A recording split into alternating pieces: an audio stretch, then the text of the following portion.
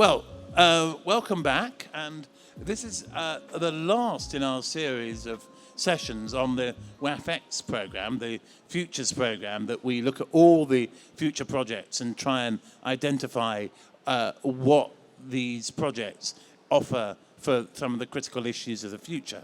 And this one is the final of, I think, 3 we've had on construction technology. And we've got 4 projects to look at, each of them challenging and far-sighted in their own way. We've got the Taylor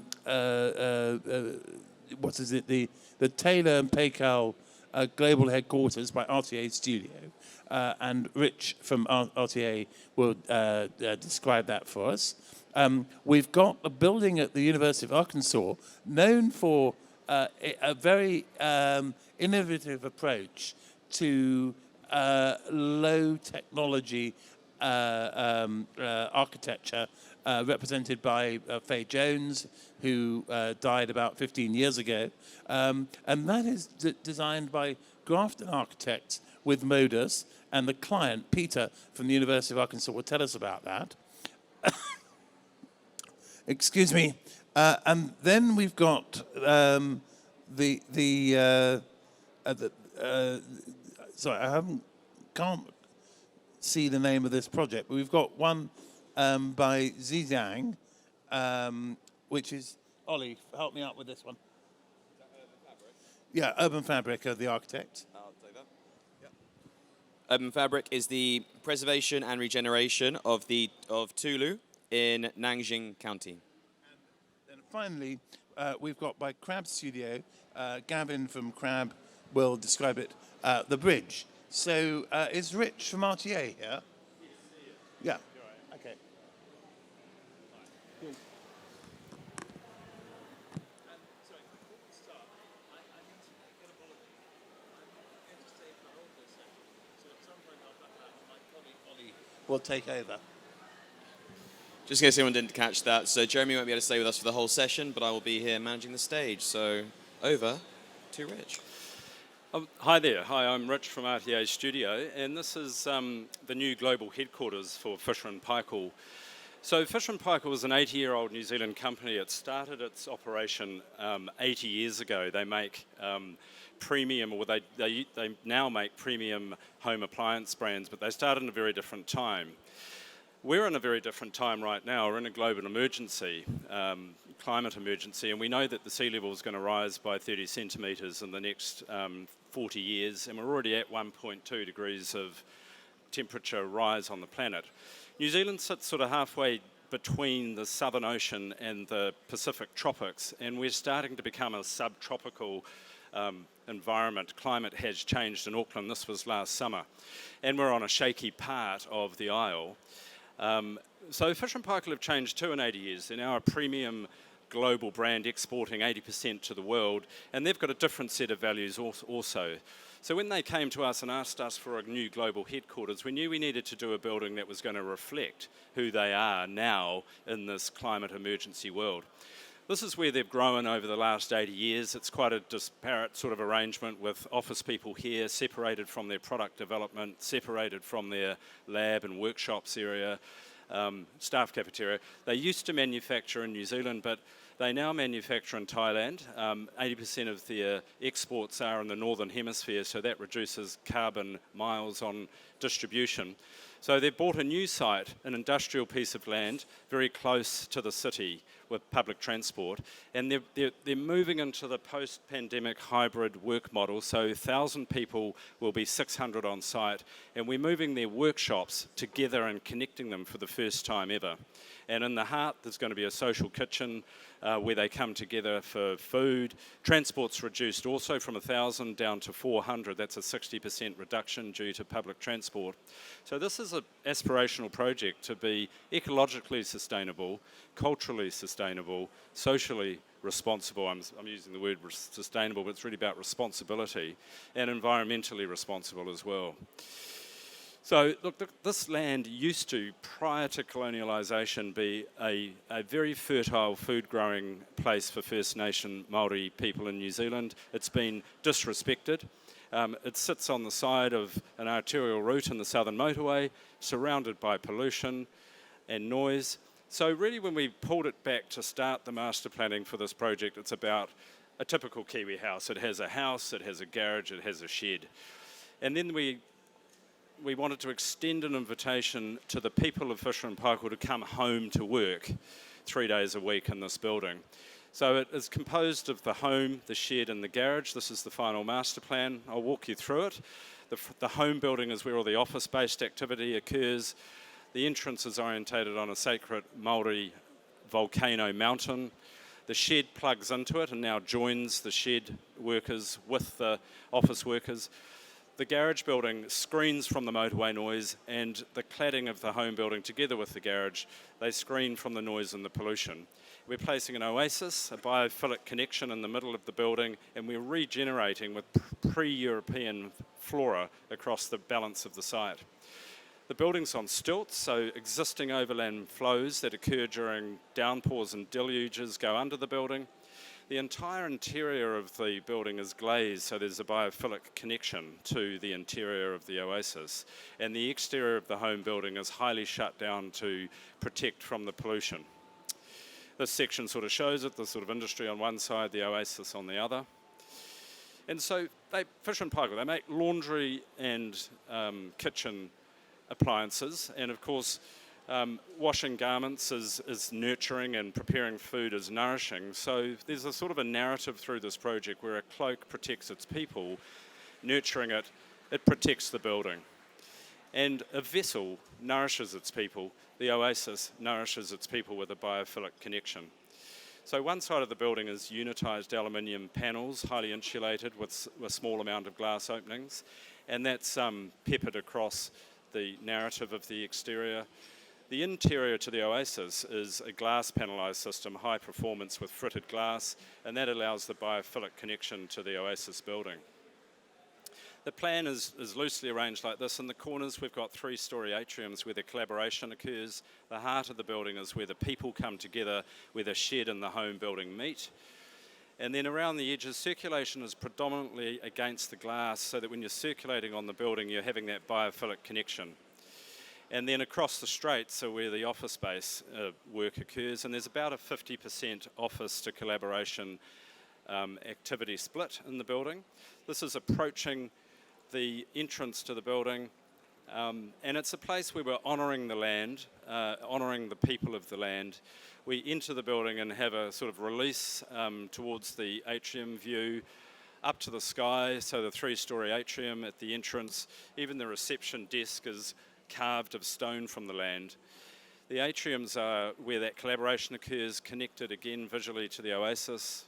And then the circulation against the glass, the office space on the straights of the building. And placed within the building closed meeting spaces and open project bays, so that there's a variety of activities that can go on. And at the heart of the building, the social kitchen, where 300 people at a time can dine together at lunchtime. But this is where there's a visual connection through to the shed, through the glass wall, a visual connectivity, and from the social kitchen you can see the prototyping activity going on in the shed, developing the appliances. Above that is an amenity area where there's plenty of amenity, yoga studios, libraries, just general chill out space, again with that glass connection to the oasis, and at ground floor access to that for outdoor amenity as well. So when it comes to building a building like this in New Zealand, construction materials, they come by ship, they come a long way. And so when our client said, can we build this with New Zealand wood, please? They asked us that because we had built like this before, and together with our partners, Smith Architects, who collaborated with us on this building, they knew that we could build carbon zero engineered timber diagrid buildings that were highly innovative with timber to timber jointing. So from that, this building itself is actually 10 times larger than the Sion building. So we knew we had to sort of develop a faster way of construction. This is 10,000 square metres of timber construction. And so we've developed a new innovative joint which has a shield which the sticks essentially slot over. So it's still timber to timber, and we're prototyping this as we speak. These are about 1,800 by 1,400 wide, which are the node connections for this timber building. And then within the Oasis, the glazing needs to respond to the sun. So the areas facing north have a higher percentage of fritting to shut down the sun that's entering the building. And vertically, that needs to vary vertically as well, because there's more heat load coming at the top of the glass than the bottom, where you're getting some shade from trees. So we developed a system where we've got between 80 and 30% fritting across that, and we've spread that around the Oasis, but such that we can have a view out, and we're careful to have views out through that at all levels, and there's more fritting at the top than the bottom. At the bottom, you've got a much freer connection to the biophilic area. The view from the Oasis back to that fritted glass and the vessel of the building. And then, of course, the atriums work as the lungs of the building, so it's a mixed mode system. When it's closed down, the windows are closed, it's in a warming mode, and then the windows to the atrium open and it's in a cooling mode. And you can see that here where the glass facade is closed and then it opens for venting. The shed plugs on to this. The shed's a much more utilitarian building. The other buildings are 100% wood and incredibly carbon negative. The shed has to have stringent vibration controls because of the operations that are going on it. So it's made of steel and concrete, but it's covered with PV sills. It has a very pragmatic layout of testing bays and flexibility. It's highly serviced, so it in effect takes a lot of the positive, creates a lot of positive carbon in its operation and its embodied energy. But it is connected, as I said, with the centre of the heart of the building. This is a view from the shed looking back at the social kitchen. These are sort of views within those testing bays and flexible prototyping bays. So it really is almost like a university engineering workshop plugged into the side of the building. And then finally the garage, again a very utilitarian building. Car parking reduced though from the previous site by 60%. It's really the power station for the site. It has a massive array of PV cells on the top. There's plenty of cycle parking and EV chargers, and includes end-of-trip facilities as well. But just to finish off with some carbon metrics here, so in terms of embodied energy, that home building is buying us enough negative carbon to offset both the shed and the garage to almost net zero embodied carbon at end of construction. And whole of life, in terms of embodied carbon, whole of life, we're about half of a benchmark building, and in terms of operational carbon, less than a quarter. And the really interesting fact here is that it's only going to take 3 hours for the New Zealand forestry to grow the wood for this building. So thank you very much.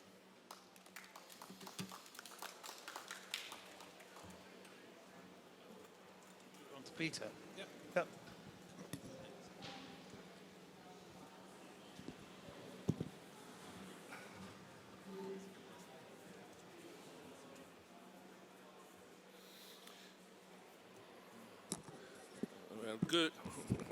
Good afternoon. My name is Peter McKeith. I'm the Dean of the Fay Jones School of Architecture and Design at the University of Arkansas in the United States. It's my privilege to speak on behalf of this building, Anthony Timberland Center for Design and Materials Innovation, a project designed by Yvonne Farrell and Shelley McNamara of Grafton Architects, Dublin, Ireland, together with Modus Studio of Fayetteville, Arkansas. Every building tells a story, and the story of the Anthony Timberland Center is fundamentally rooted in the 19 million acres of Arkansas forest that covers 57% of the state, a powerful factor in the state's history, economy, and overall culture. The stereotypical understanding of Arkansas may be of an agricultural state of row crops and cattle and the home of Walmart and Sam Walton, but it's also a state with some pretty powerful other people, including famed musician Johnny Cash, former President Bill Clinton, and the wonderful poet Maya Angelou.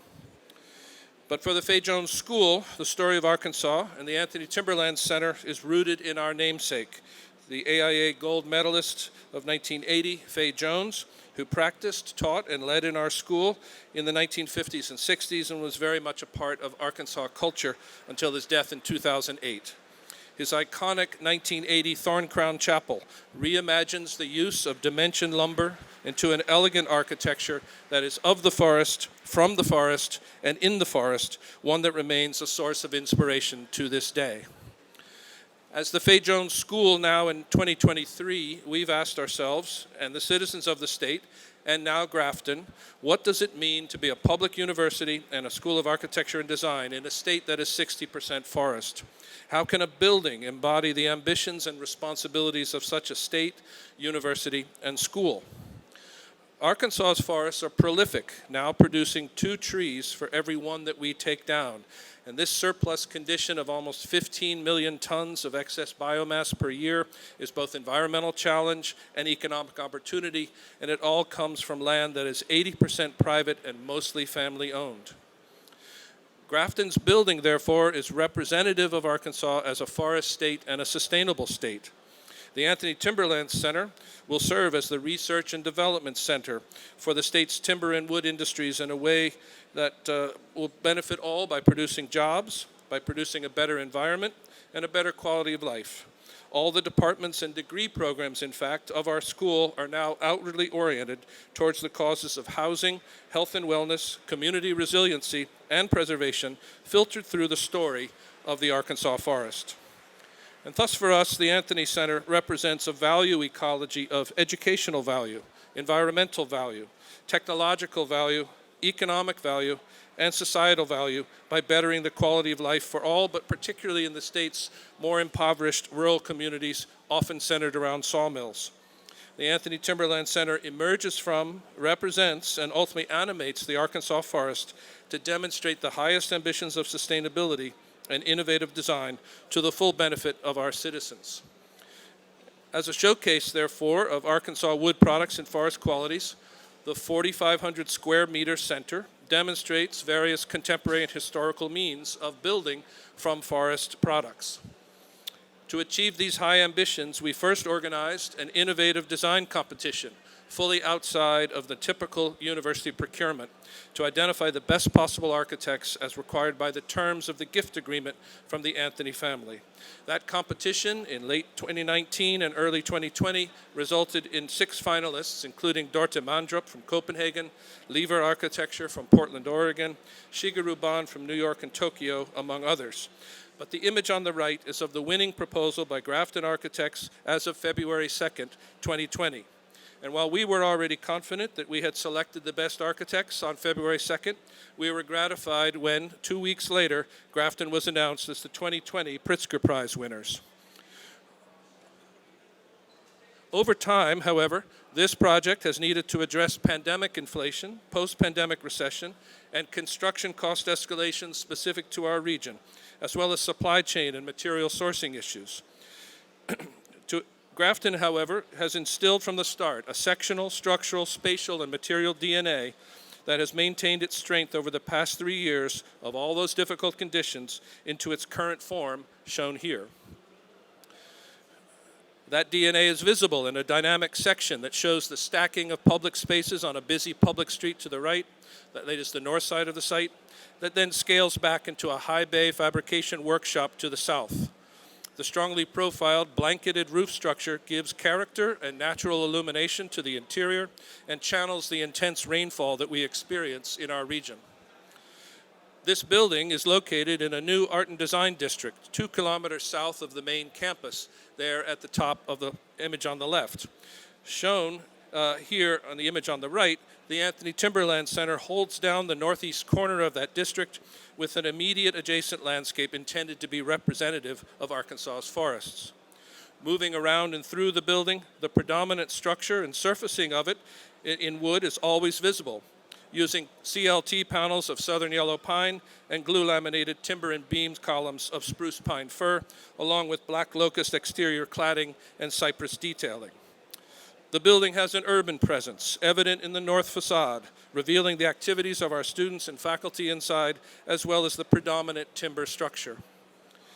Intended to represent the best of our forests, each and every species available has been examined and positioned to their advantage, from the large-scale structure all the way down to specific details and surfaces.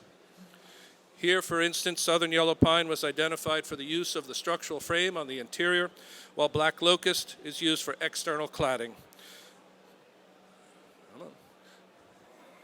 Come on. Great attention is given to the entries on the north and west, and the main entry here is emphasized through collaboration with a master of sensuous detailing, the Finnish architect Juhani Palasma, shown here in the design process for the main door handles.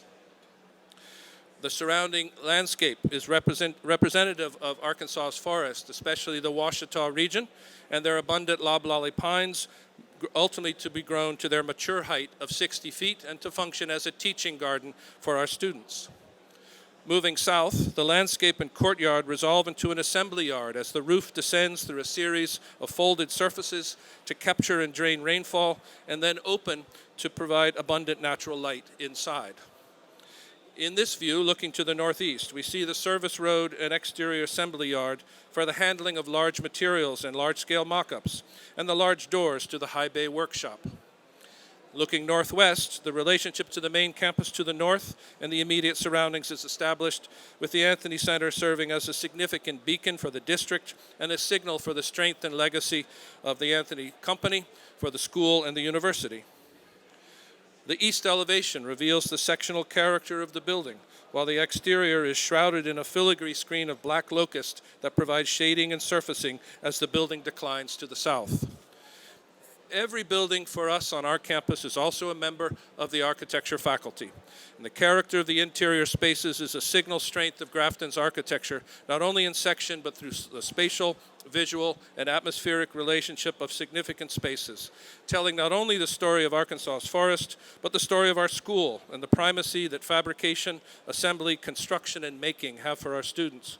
The auditorium and studios of the Anthony Timberland Center have a visual and spatial connection always to the workshop below, and students are always aware that they are in a school fundamentally attached to how things are built and how to build things well. The Anthony Timberland Center also demonstrates sustainable practices in teaching and learning for our students as they prepare for practice in a period of climate change. And we are working with Atelier 10 to install a number of passive and active solar energy techniques, including daylight, water and energy management, as well as overall environmental design qualities. The interior is intended to be both functional and purposeful, but will perhaps be the most dramatic presentation of wood construction yet achieved in the United States.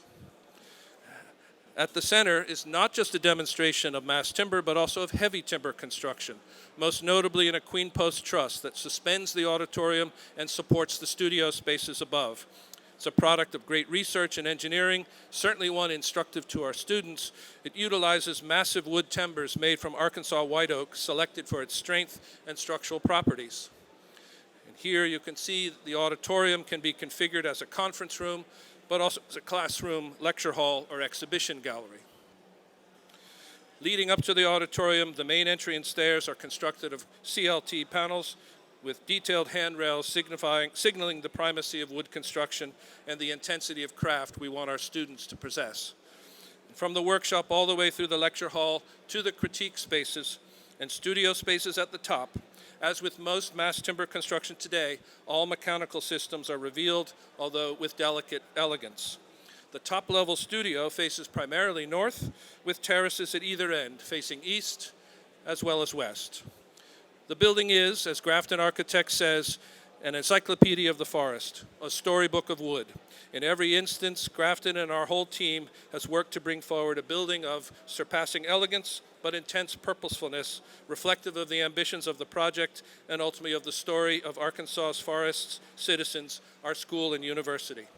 And in conclusion, I'll ask again, what does it mean to be a public university and a school of architecture and design in a state that is 60% forest? It means working with Grafton, Modus, Atelier 10, and many others to produce the Anthony Timberland Center.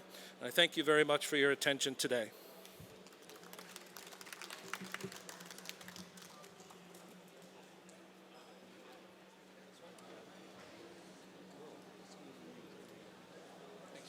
Thank you very much, Peter. Okay, next we welcome to the stage from UrbanFabric is Yang with the preservation and regeneration of a Tulu in Nanjing County.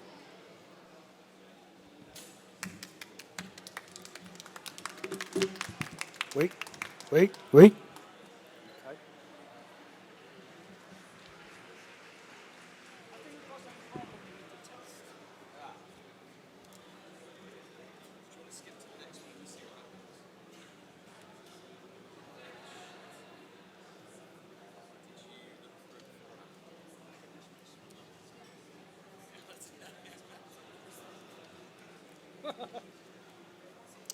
Sorry for the text.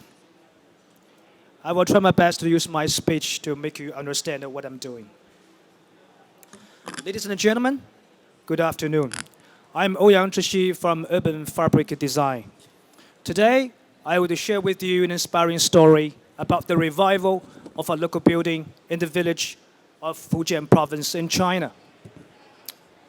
Fujian Tulou, typically featuring round or square layouts. They are not only served as residences, but also acted as forts where people can defend themselves and even shoot the enemies from the gun holes on the wall of upper floors. You can say the little windows on the upper floors, actually they are gun holes. The courtyard of this building served as public space where people can do their housework like laundry or repairing, share their daily life stories with each other, and most importantly, at the end of every year, hold a ceremony for the worship of their ancestors. For hundreds of years, these buildings accommodate both public and private life of the local villagers. There are over 6 kinds of materials which are used to construct the building. But rammed earth and wood are the most important ones. The rammed earth wall is perfect for the fireproofing, insulation, and easy to be built in undeveloped areas like mountains. And wood is used to frame the main structure inside and made into windows in the walls, balustrades, and staircases as well. Sorry for the text. As urbanization expanded into rural areas, there was a growing demand in urban people for experiencing the rural way of life, as what is now happening all around China, especially on weekends. In both spring and autumn, the Chinese art and design colleges and universities seek out some regions with distinctive local architecture and beautiful landscapes as regions for their students to practice painting skills. The region where Tulou, this kind of building, is located is such a place. Many students, teachers, and tourists enter into the village in which they reside for several weeks or even a month. During this period, they don't only do the sketch of buildings or landscapes, but also engage in various exchange and interactions with the local people. I think this influx from outside has brought the new life and cultural interaction with the local rural communities. Okay, the story unfolds. Okay, the story unfolds within a very special square-shaped building which has been collapsed for decades. The building left unrepaired with only 2 exterior walls retained and some internal broken structure. If reconstructed as it was, the designer would merely supplement the damaged parts according to the original layouts. However, such measures would provide no benefit to the future use of the building. As I mentioned earlier, with the influx of urban people populations, the exchange between different groups has increased. To really revitalize this dilapidated building, it is essential to introduce new service functions and create new public space. You can say the drawings at the bottom of this picture. Like beverage shop, dining area, guest rooms, exhibition area, and a bookshop, etc., if it was possible. We diminished the volume, you can say the left side of this drawing. We diminished the volume of the ground level and push down the newly constructed volumes to 2 levels. It allows us to fully open up the traditional courtyard to the outside, while at the same time introducing more natural light down into the inner courtyard. Additionally, you can see the right side of the drawing. Additionally, we focused more on the periphery of the building and designed a series of platforms and landscapes, seamlessly integrating them into the inner courtyard and transforming the previously underutilized space into a venue that is able to host a variety of public activities. Thus far, the transformation of public space and functions was completed. When it comes to the structure, it entails a series of engineering work. Firstly, after retaining the existing walls to keep the site safe, we did the repair of the existing timber structure. Secondly, in the mister areas, I mean in the destruction areas, a steel frame was constructed at the base. Following that, on the inner western walls, we established a new structure for the new floors. And finally, the exhibition area with the steel timber structure was added onto the steel structure that I had mentioned. In addition to the structure work, based on the new functionalities, some new materials was used into the construction. It includes quarry stones for constructing the exterior landscape walls, polycarbonate panels as cladding materials for the facade of the exterior walls on the first floor, and board-formed concrete for the exterior walls without daylighting requirements on the ground floor.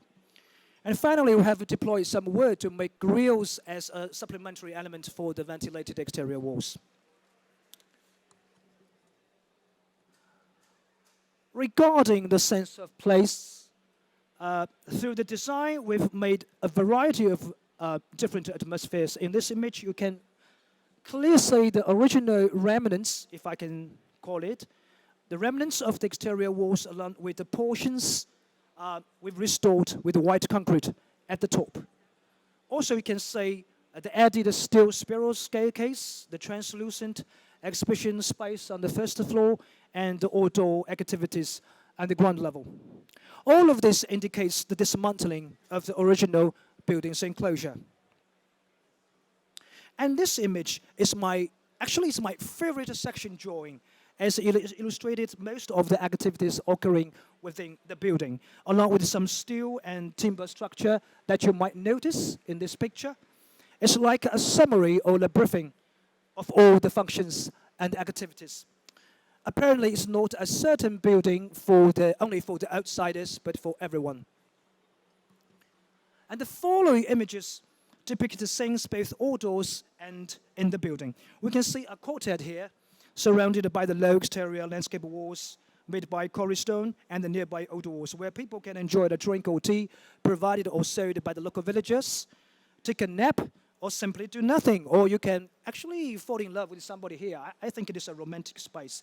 Also, you can explore the bookshop in the courtyard and view the student artwork exhibitions in the small exhibition room on the first floor. You can say, actually, it's like here, the presentation. The teachers are viewing the students' work. Due to time constraints, I have to make a conclusion for my presentation today.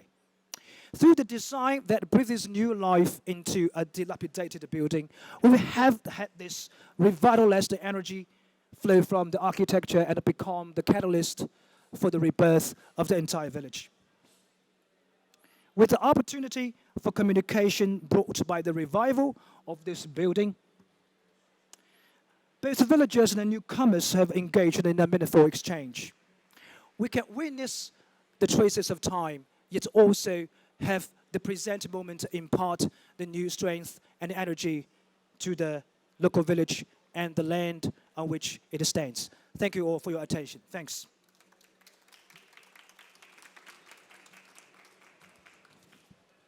Thank you very much, Ouyang. Thank you for that. So next, I hope we have Gavin from Crab Studio. We do. Hello, Gavin. Welcome to the stage. Gavin will be talking about the bridge.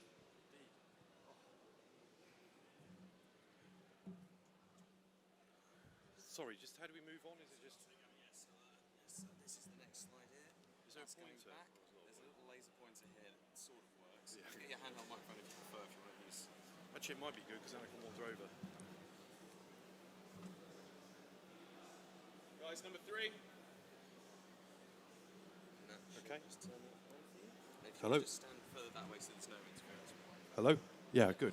So my name is Gavin from Crab Studio, and want to talk to you about the bridge, which is a project in Delhi, but I want to make clear at the beginning, this is a futures project. So we're only now beginning to dig holes and come out of the ground. So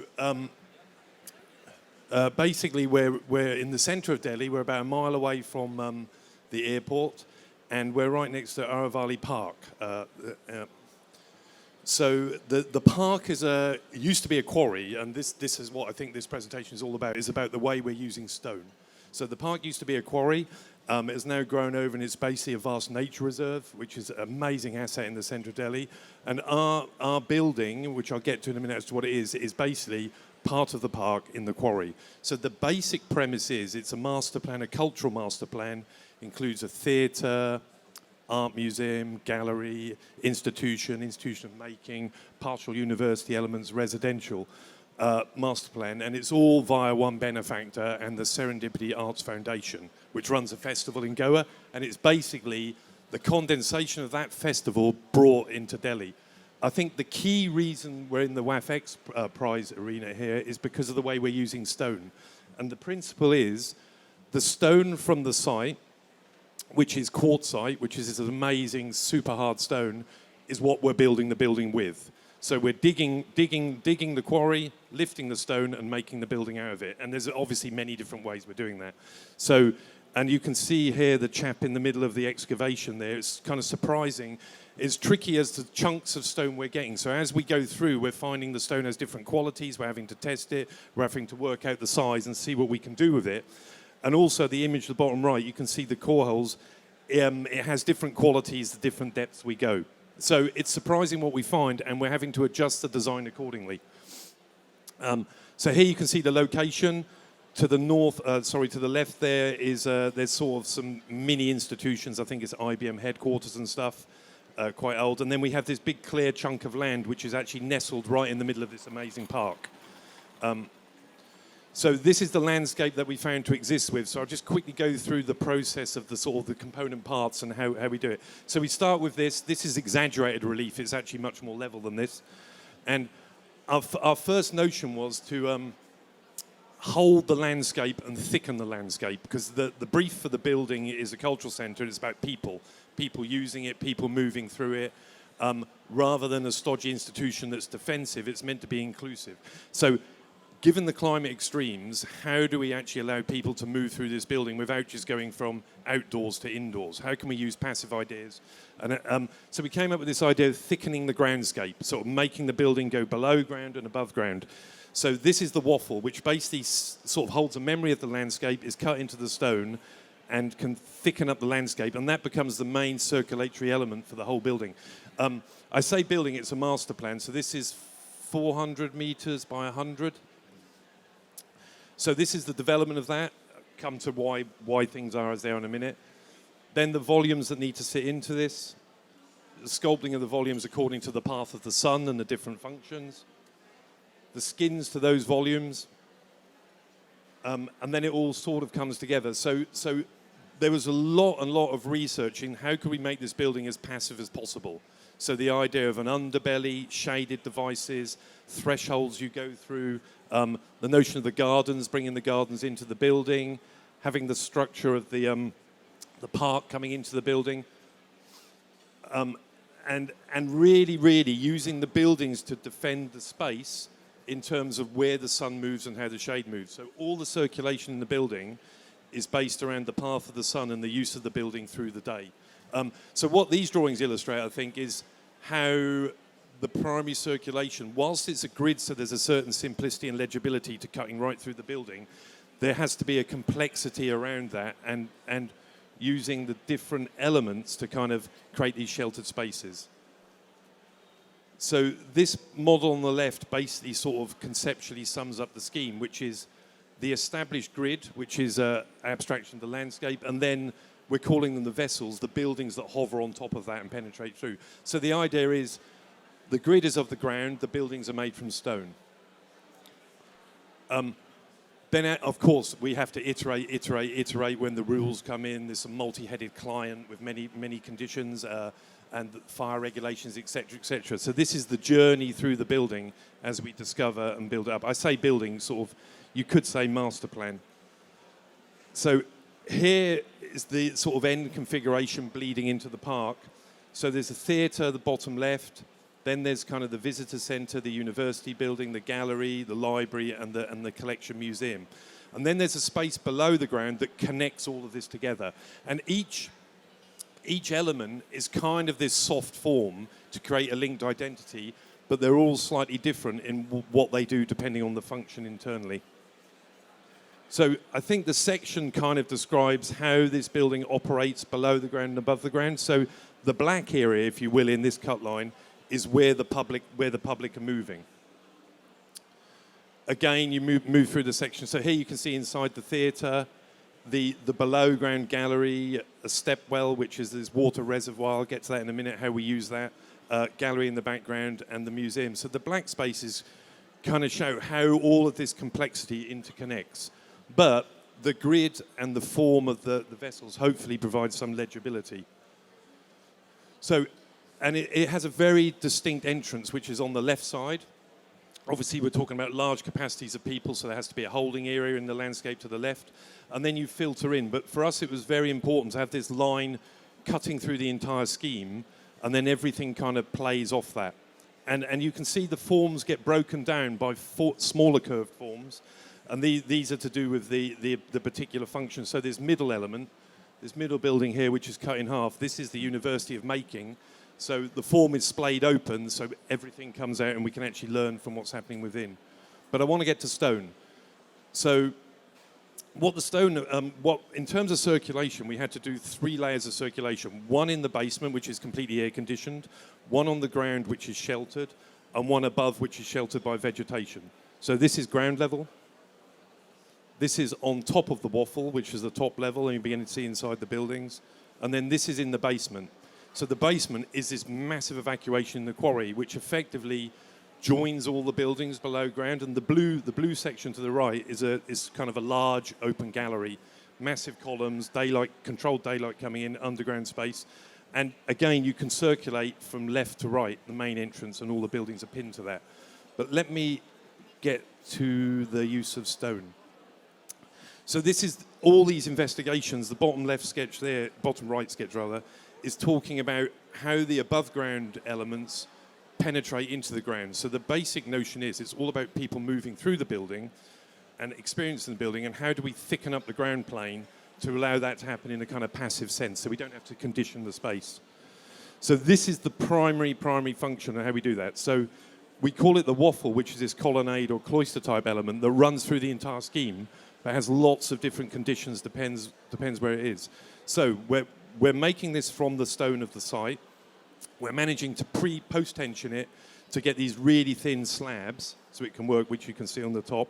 And the bottom structure, the floor structure there, is what we use in the vessels and elsewhere. So this is a coffered slab construction with chunks of stone in each coffer, so that you can see that on the sketch on the right. So here we can maximize the potential that the stone gives us through the project, because obviously there's only certain sizes of stone that we can cut out of the ground that's safe to use. So this is kind of explains the grain of the stone and how we can use it. And it has many properties as a thermal mass, which we're taking advantage of. The mass of it, and in terms of procurement, we have to just dig, cut, and assemble it, and then work out an efficient way to use it. So what you have here is a tiny bit of the scheme, so that on the ground level, the basement level, fully air conditioned, moving through the schemes, the art can be looked after, the big space. Next level up is the sort of semi-conditioned, the passive space, the shaded space, and then you have the top circulation. Apologies, because what's not on this image is the vegetation, because there's vegetation above this and trees that also shade the top space. But this is sort of the core of the scheme that runs through everything. Then these kind of sketches, we're really trying to develop the use of natural light in the scheme. So no matter how deep we go and whatever level was in the scheme. Okay, thank you. We're maximizing penetration of light, control of light, where the sun path goes, whether it be daylight or sunlight. So, you know, even when you're deep within the scheme, these shafts of light can be coming in. So this is kind of how we're beginning to look at that. Now we're underground, key entrance. Some of the ways we use light in the underground areas, which is very different to the way we use the light in the above ground areas and the vessels above. But again, most of this construction is elements of stone. Then also of course it's a massive scheme, but we want to use local craft and really push the idea of local craft in whatever form that may be. So each vessel has a different technique, a different facade. So this is timber, recycled timber, which has been carved and crafted. This is the theatre. Now, this is our chance to really capture the sun on PVs, because it's obviously the facade is blank, so we use that. Theatre space. This is the academy space, which is the one I was describing, which opens up so we see internally. This also overlooks the main festival space. This is the gallery space, which is using the stone from the site, but here we can't use it load bearing, it's too complicated, so we're cladding with it. And you can see the core samples, we're using the kind of colors as we go up through the spaces. This is the museum vessel itself. So the black represents a ceramic, which is a local artist, and this is the main kind of foyer space that links everything together. So you can see on the axo, well, it's not an axo, but on the cutaway on the left, how that can go right through to the ground. And then the library, where we're using the traditional jali. So throughout the project, we're trying to use basic materials that are sourced locally to passively control the environment. And then one thing the client was key on, which I think these images kind of show, is the space between the buildings is almost as important as the space within, because this building is to be used. And, you know, the knowledge, the art, the craft, everything that's done within the master plan needs to be shared. Landscape is super important. That comes at the end here, because that's another passive way that we can look after the space, and that rolls through the entire project. So you begin to see sections we're developing on the left, these permaculture routes that run around, and how we're loading in the vegetation. And these images at the end, I think, are just the state we're at in terms of like the form that we've got to. So we're now heading into scheme design and beginning to come out of the ground. So that's festival, non-festival, festival. The stepwell, traditional Indian stepwell, obviously about the use of water. But here we use it to store the water, and it's grey water recycling, and it's also linked to pools on the roof. So there's a water circulatory system which you use for evaporative cooling. And nighttime, we're trying to keep the lighting minimal. So I think the main thing I'd like to get across is we've tried to utilize the stone from the quarry. That's the simple story, and that's the trick that's been quite hard to do. Thank you.